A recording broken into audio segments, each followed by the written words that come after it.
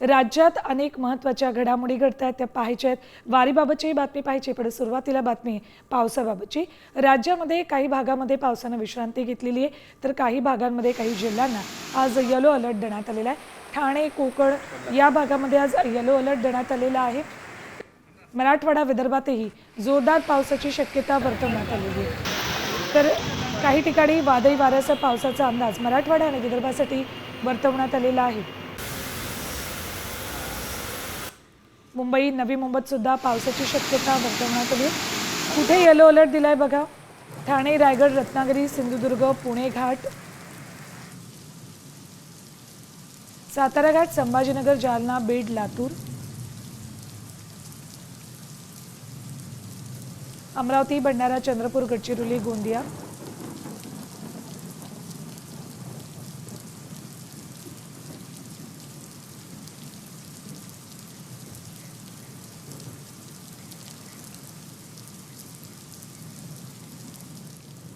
खडकवासला धरण साखळीमध्ये पावसानं दमदार हजेरी लावली.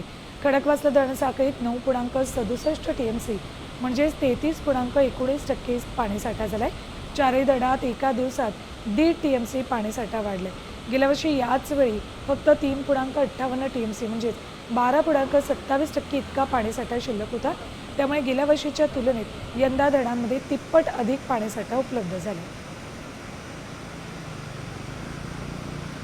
खडकवासल्यात 1.27 TMC पाणीसाठा आहे. पानशेतमध्ये 2.99 TMC, वरसगावमध्ये 4.83 TMC, टेमघरमध्ये 0.59 TMC साठा सध्या आहे. त्यामुळे पुणेकरांना दिलासा मिळालाय.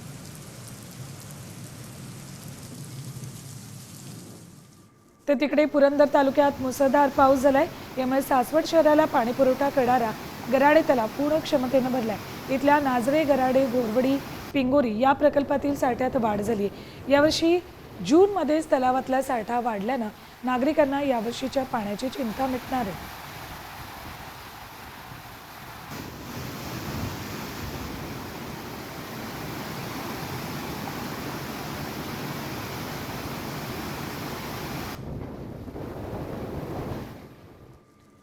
मावळमधल्या वडिवळे धरण 100% भरलंय.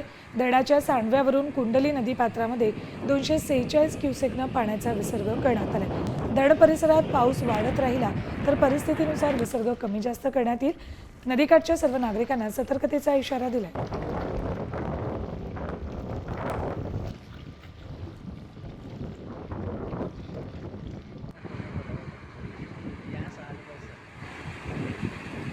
मावळ तालुक्यामध्ये मुसळधार पाऊस झाला. या पावसामुळे नदी, नाले, ओढ्यांना पूर आलाय. जनजीवन विस्कळीत झालंय. दरम्यान माळवंडी ठुबे हे धरण 100% भरले. सांडव्यावरून पवना नदीत पाणी सोडण्यास सुरुवात झाली. या पार्श्वभूमीवर नदीकाठच्या गावांना सतर्कतेचा इशारा देण्यात आला.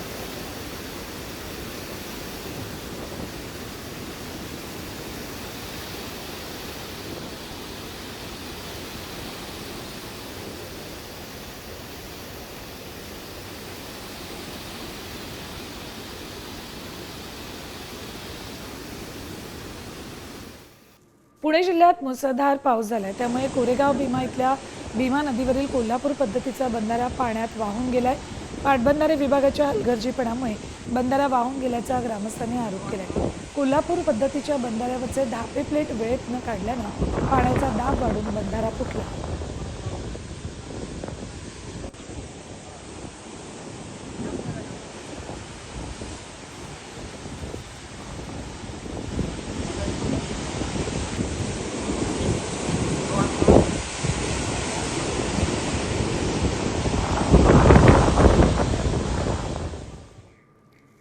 नाशिक जिल्ह्यातलं पुराचं पाणी छत्रपती संभाजीनगर जिल्ह्यात पोहोचले. काल नाशिक जिल्ह्यात जोरदार पाऊस झाल्यामुळे गोदावरीला पूर आला होता. ते पाणी आता जायकवाडी धरणामध्ये समाविष्ट झाले.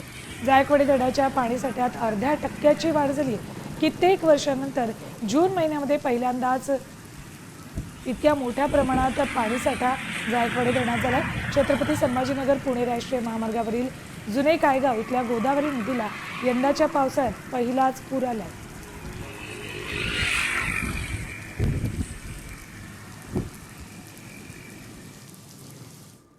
पावसानंतर आता बातमी आहे कोरोनाबाबतची। देशात कोरोनाचा प्रादुर्भाव वाढतोय। यंदा लहान मुलांना अधिक सांभाळण्याची गरज आहे, कारण राजस्थानच्या जोधपूरमध्ये 4 दिवसांच्या बाळाला कोरोनाचा संसर्ग झालाय। जयपूरमध्ये 1 महिन्याच्या मुलीला कोरोनाचा संसर्ग झालाय। राजस्थानमध्ये जयपूर शहरामध्ये सर्वाधिक 364 कोरोना प्रकरण आहेत, त्यामुळे हे शहर कोरोनाचा हॉटस्पॉट बनलंय।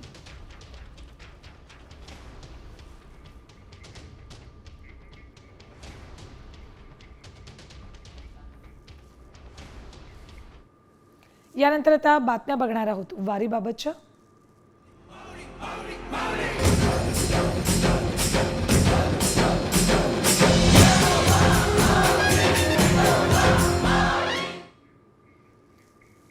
पुणे शहरातल्या संगमवाडीत तुकोबा आणि माऊलींच्या पालखीचा संगम झालाय। तुकाराम महाराजांची पालखी आणि ज्ञानेश्वर माऊलींची पालखी पुण्यात 2 दिवसांचा मुक्काम करणार आहे। माऊलींच्या पालखीचा भवानी पेठेतील पालखी विठोबा मंदिरात, तर तुकाराम महाराजांच्या पालखीचा मुक्काम निवडुंगा विठ्ठल मंदिरात असेल।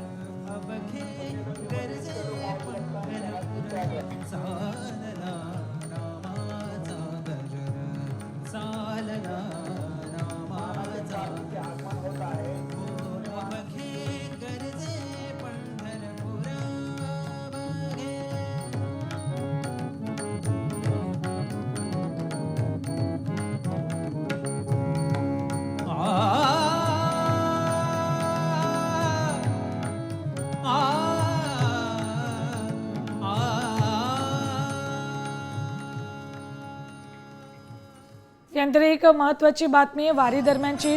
आळंदी संस्थानचे विश्वस्त योगी निरंजन नाथ यांनी वारकरी, पोलीस आणि माध्यमांशी हरिरावी केली आहे। विठ्ठल रुक्मिणी मंदिरात मुक्काम असताना मंदिरामध्ये ही हरिरावी त्यांच्याकडून करण्यात आलेली आहे।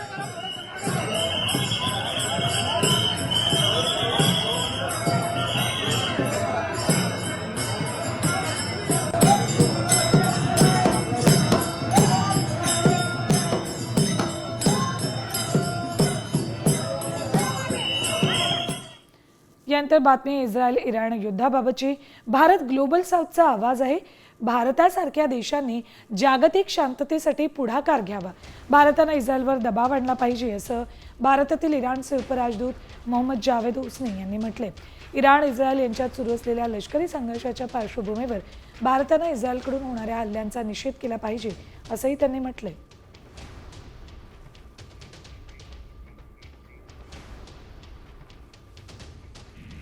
तर इराणमधून भारतीय विद्यार्थ्यांना घेऊन पहिलं विमान दिल्लीला पोहोचलंय। इराण आणि इस्रायलमधील वाढत्या तणावाच्या पार्श्वभूमीवर भारताने ऑपरेशन सिंधू राबवत भारतीय नागरिकांना मायदेशी परत आणण्याची मोहीम हाती घेतली। या बचाव कार्यासाठी इराणच्या महान एअरच्या चार्टर्ड विमानांचा वापर केला जातोय। इराणचं हवाई क्षेत्र बंद आहे, परंतु आम्ही भारतीय नागरिकांना सुरक्षितपणे बाहेर काढण्यासाठी ते तात्पुरतं उघडलं।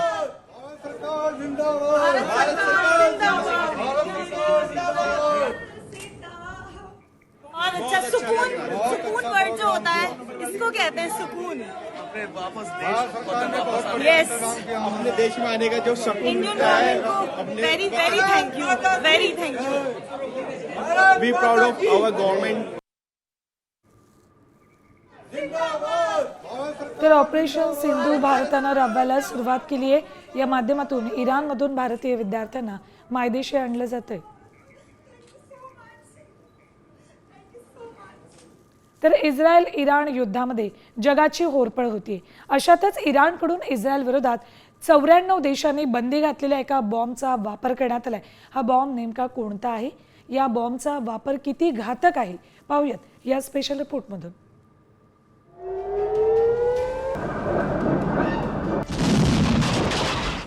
इस्रायल इराणमधील तणाव दिवसेंदिवस वाढत चाललाय। दोन्ही देशांकडून परस्परांवर जोरदार हल्ले सुरू आहेत। अशातच इराणनं इस्रायलवर बदनाम बॉम्ब म्हणून ओळखल्या जाणाऱ्या क्लस्टर बॉम्बनं विध्वंसक हल्ला केलाय। या बदनाम बॉम्बच्या हल्ल्यानं इस्रायलचं मोठ्या प्रमाणात नुकसान झालंय। विशेष म्हणजे 2008 साली 94 देशांनी एका करारावर सही करत युद्धात क्लस्टर बॉम्बचा वापर करायचा नाही असं ठरवलं होतं। तरीही इराणनं इस्रायल विरोधात क्लस्टर बॉम्बचा वापर केलाय।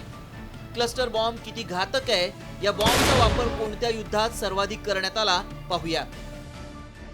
क्लस्टर बॉम्बची बदनाम बॉम्ब म्हणून ओळख आहे। दुसऱ्या जागतिक युद्धाच्या वेळी क्लस्टर बॉम्बचा वापर करण्यात आला. व्हिएतनाम युद्धावेळी अमेरिकेकडून या बॉम्बचा वापर करण्यात आला. 200 ते 2000 मीटर पर्यंत विध्वंस घडून आणण्याची त्याची क्षमता आहे.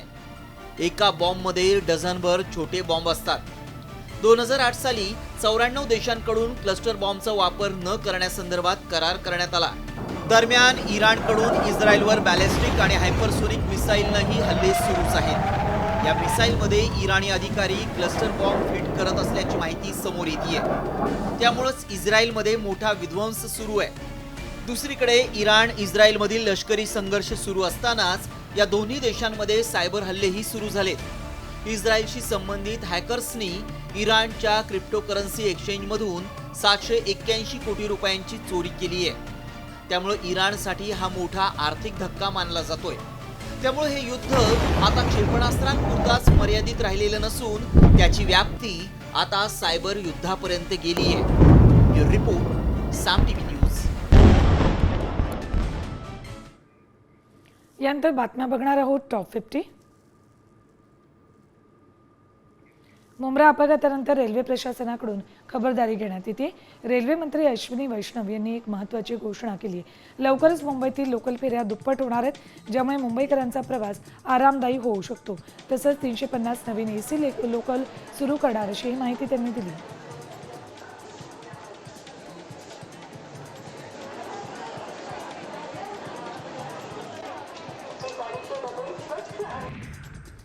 दहिसर अंधेरी पश्चिम मेट्रो 2A आणि दहिसर मुंबई गुंदवली मेट्रो 7 मार्गिकांना प्रवाशांचा प्रतिसाद वाढलाय. या दोन्ही मार्गिकांवरील दैनंदिन प्रवासी संख्येनं विक्रम केलाय. या मार्गिकेवरून सुमारे 94,000 प्रवाशांनी प्रवास केलाय. प्रवाशांचा विचार करता 65% प्रवाशांनी व्हॉट्सअप तिकीट काढत प्रवास केलाय.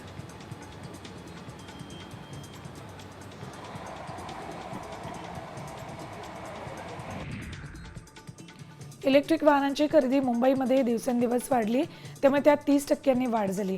वाढतं प्रदूषण आणि पेट्रोल डिझेलसारख्या इंधनावरील खर्च कमी करण्यासाठी नागरिक या वाहनावर भर देत आहेत. त्यामुळे 2024-25 या आर्थिक वर्षामध्ये 42,885 वाहनांची नोंदणी झाली. त्यात दुचाकींची संख्या अधिक आहे.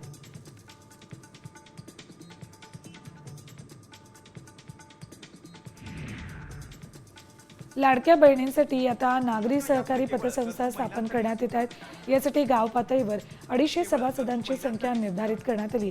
केवळ 1.5 लाखांच्या भांडवलावर पतसंस्था सुरू करता येणार आहे, तर तालुका आणि जिल्हा पातळीवर सभासद संख्या 1,500 अशी निश्चित करण्यात आल्याची माहिती सहकार आयुक्त दीपक तावरे यांनी दिली.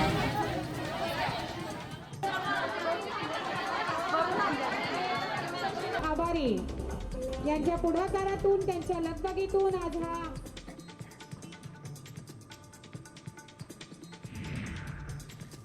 लाडक्या 70 बहिणींना सवलतीच्या दरात शिलाई मशीन वाटप करण्यात आले. पुण्याच्या पुरंदरमध्ये राम मंदिरात माजी राज्यमंत्र्यांसह आमदार विजय शिवतारेंच्या हस्ते वाटप करण्यात आलं. यावेळी अनेक महिला पदाधिकारी उपस्थित होत्या.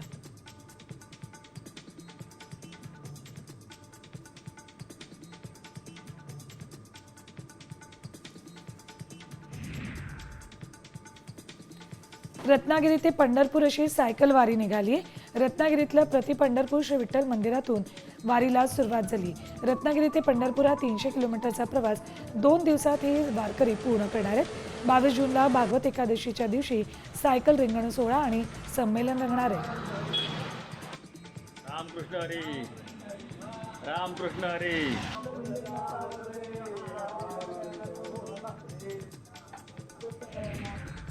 नांदेड जिल्हा परिषदेनं जिल्ह्यातील 7 पंचायत समित्यांना नवीन शासकीय वाहनांचं वितरण केलंय.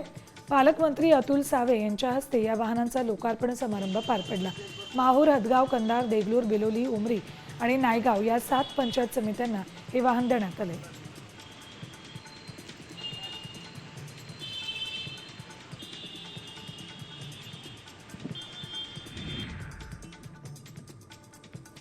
पालघरच्या वांद्री धरणात मासेमारी करण्यासाठी गेलेल्या इसमाचा पाण्यात बुडून मृत्यू झालाय. गणपत मालकरी असं या मृत इसमाचं नाव. मृतदेह मनोर पोलिसांनी ताब्यात घेतलाय. तसंच अकस्मात मृत्यूची नोंद करण्यात आली.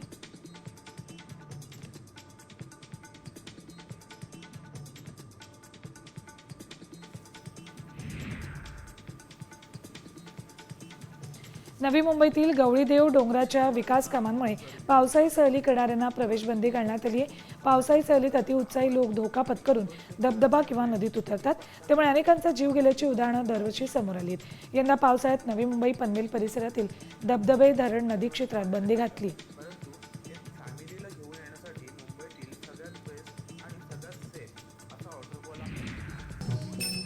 नाशिकच्या चांदवडमध्ये शाळेच्या पहिल्या दिवशी विद्यार्थ्यांना उंटावरून गावाची सफर घडवण्यात आली. उंटावरील सफरीनं मुलांमध्ये आनंदाचं वातावरण होतं. तसंच विद्यार्थ्यांना शालेय पाठ्यपुस्तकं, गणवेश वाटप झालं. यावेळी तालुका वैद्यकीय अधिकाऱ्यांनी शाळेला भेट देत या उपक्रमाचं कौतुक केलं.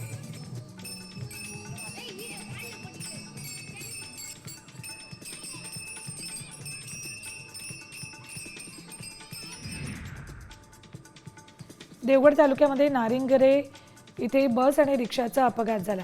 रिक्षा चालकाचा ताबा सुटून बसला धडक बसली. यात चौघांचा जागीच मृत्यू झालाय, तर एक जण गंभीर जखमी झालाय. जखमींना रुग्णालयामध्ये दाखल केले.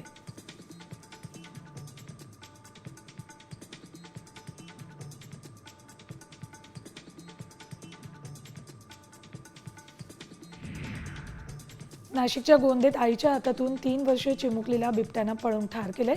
जान्हवी मेंगळ असं मृत चिमुकलीचं नाव. शेतीची कामं आटपून घराकडे परतत असताना बिबट्यानं आईच्या हातातून जान्हवीला पळवून नेलं. शोध घेतल्यानंतर जखमी अवस्थेत जान्हवी आढळली. तिला उपचारासाठी दाखल करण्यात आलं, मात्र त्या दरम्यानच तिचा मृत्यू झाला.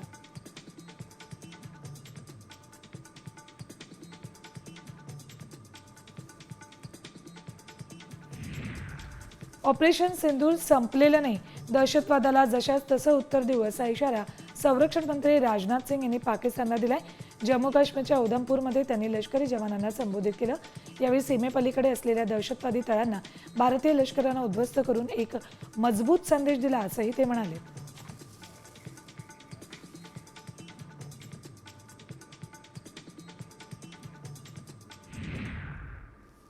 यानंतर त्या बातमी आहे जगातल्या सगळ्यात मोठ्या दरोड्याची. हा दरोडा साधा सुद्धा नाहीये, तर चक्क तुमची अत्यंत खाजगी माहिती चोरणार आहे. फोर्ब्सच्या अहवालात एक धक्कादायक खुलासा झालाय. जगातील 16 अब्ज लोकांचे ॲपल, गुगल अकाउंटचे पासवर्ड लीक झालेत. इतिहासातील ही सर्वात मोठी डेटा चोरी आहे. हा सर्व डेटा ऑनलाईन विक्रीसाठी उपलब्ध करून दिल्याचा धक्कादायक दावा करण्यात आलाय. पासवर्ड चोरी होणं ही काही छोटी बाब नाहीये, त्यामुळे अनेक धोके उद्भवू शकतात. म्हणूनच आता गुगलनं त्यांच्या अब्जावधी युजर्सना त्यांचे अकाउंट पासवर्ड तात्काळ बदलण्याचे आणि पासकी वापरण्याचा सल्ला दिलाय. मोठ्या प्रमाणात पासवर्ड लीक होण्यासाठी अनेक इन्फोटेलर मालवेअर जबाबदार असल्याचा दावा करण्यात आलाय. अशा परिस्थितीत आपण काय काळजी घ्यायला हवी बघा. तात्काळ तुमच्या अकाउंटचा पासवर्ड बदला. अकाउंटसाठी 2 स्टेप व्हेरिफिकेशन फीचर वापरा. पासवर्ड ऐवजी पासकी वापरणं अधिक सुरक्षित आहे.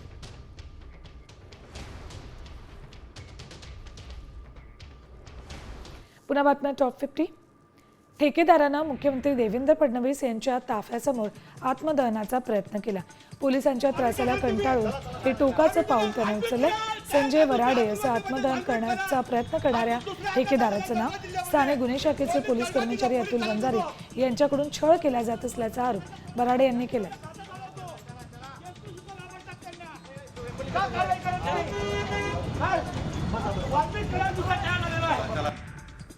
मंत्रालयातील अधिकाऱ्यांच्या नावानं नागपुरातील पती-पत्नी आणि अन्य दोघांकडून फसवणूक करण्यात आल्याचं समोर आलंय. यात बेरोजगारांना गाठत त्यांना सरकारी नोकरीसाठी मंत्रालयात मुलाखत घेतली. इतकंच नाही तर बोगस नियुक्तीपत्र देखील दिलं. या प्रकरणात नागपुरातील हुडकेश्वर पोलीस स्टेशनला गुन्हे दाखल करण्यात आलेत. पोलीस तपास सुरू आहे.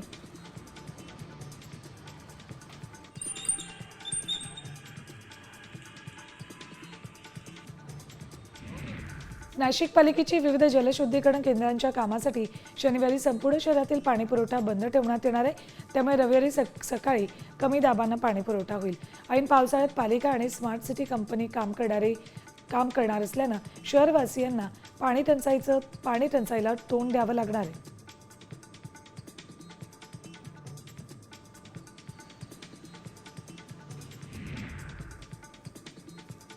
आतापर्यंतच्या इतिहासातील सर्वात मोठी डेटा चोरी झाल्याची माहिती फोर्ब्सच्या अहवालात देण्यात आली. 16 अब्ज लोकांचे पासवर्ड आणि लॉग इन क्रेडेन्शियल्स लीक झाले आहेत आणि हा सगळा डेटा ऑनलाईन विक्रीसाठी उपलब्ध करून देण्यात आल्याचं या अहवालात नमूद करण्यात आलंय. ॲपल, गुगल, फेसबुक आणि गुगल वापरकर्त्यांचा हा डेटा आहे.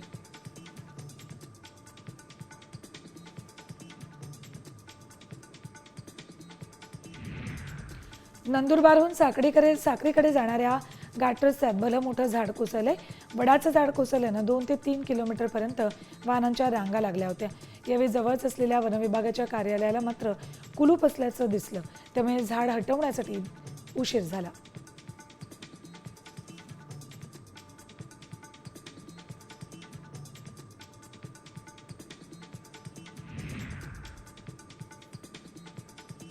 एपीएमसीच्या मसाला मार्केटमधील सेंट्रल फॅसिलिटी इमारतीचा वीज पुरवठा खंडित करण्यात आलाय.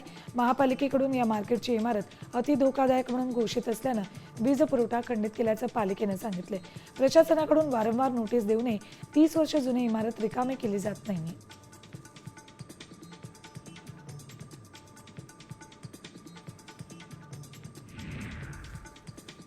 कल्याणच्या रेल्वे स्टेशन लगत असलेल्या एसटी स्टँड उघड्यावर आहे. पावसाळ्यात स्टँडमध्ये पाणी साचत चिखलाचं साम्राज्य पसरले. प्रवाशांना चिखल तुडवत एसटी पकडण्यासाठी तारेवरची कसरत करावी लागते. त्यामुळे एसटी प्रशासनानं तात्काळ इथे छप्पर व्यवस्था करण्याची मागणी प्रवाशांकडून करण्यात आली.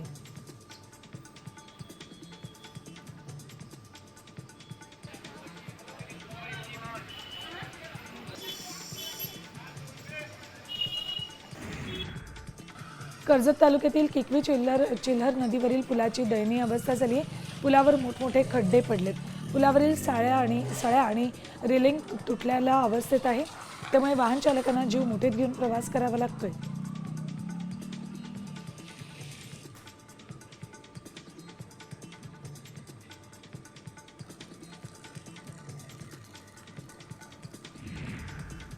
कोल्हापुरातील वाहतूक कोंडी सोडवण्यासाठी मनपा अधिकारी रस्त्यावर उतरलेत. रस्त्यावर व्यवसाय करणाऱ्या अनधिकृत फेरीवाल्यांवर पालिकेनं कडक कारवाई केली आहे. रस्त्याकडेला दुकान लावल्यामुळे वाहतूक कोंडी होते अशी तक्रार स्थानिकांनी केली होती. त्यानंतर ही कारवाई केली.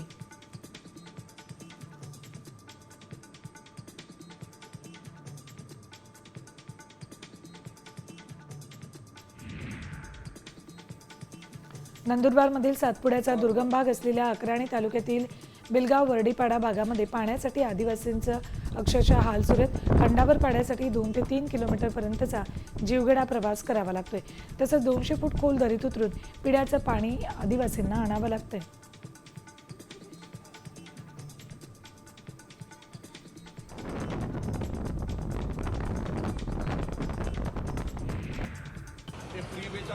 अटल सेतूच्या खालच्या रस्त्यावरील खड्डे तात्काळ बुजवा, अन्यथा आंदोलन करू असा इशारा ठाकरेंच्या शिवसेनेकडून MMRD आणि BPT प्रशासनाला देण्यात आला.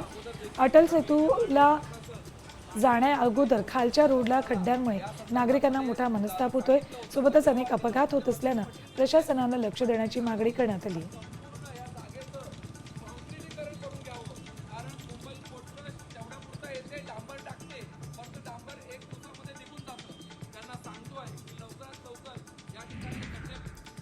अंबरनाथमध्ये रस्त्यांवरील खड्ड्यांविरोधात रिक्षा चालकांनी आंदोलन केले.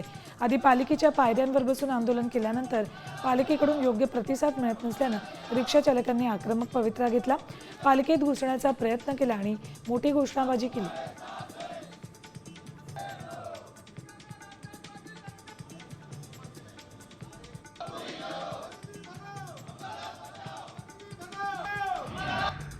नाशिकच्या पिंपळ गावात शेतकरी पुन्हा आक्रमक झालेत. टोमॅटो उत्पादकांनी पोलीस ठाण्यात ठिय्या मांडला. आमचे पैसे मिळण्यासाठी मध्यस्थी करण्याची मागणी शेतकऱ्यांनी केली. पोलिसात येऊन समितीच्या सचिवांनी 70% रक्कम आता आणि उर्वरित रक्कम 1 महिन्यानं देण्याची कबुली दिली. त्यानंतर शेतकऱ्यांनी ठिय्या स्थगित केला.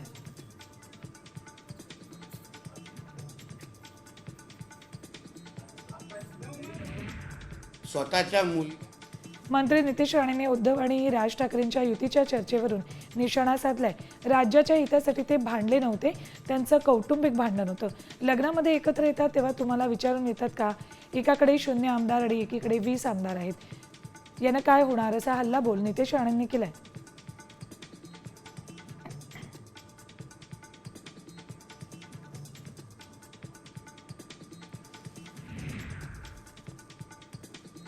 युतीसाठी काल जो उत्साह दिसला तो याआधी का नाही दिसला असा सवाल संदीप देशपांडेंनी उद्धव ठाकरेंना विचारले. आमच्यावर दबाव आणू नका, राज ठाकरे योग्य वेळी निर्णय घेतील असं संदीप देशपांडे यांनी सांगितले.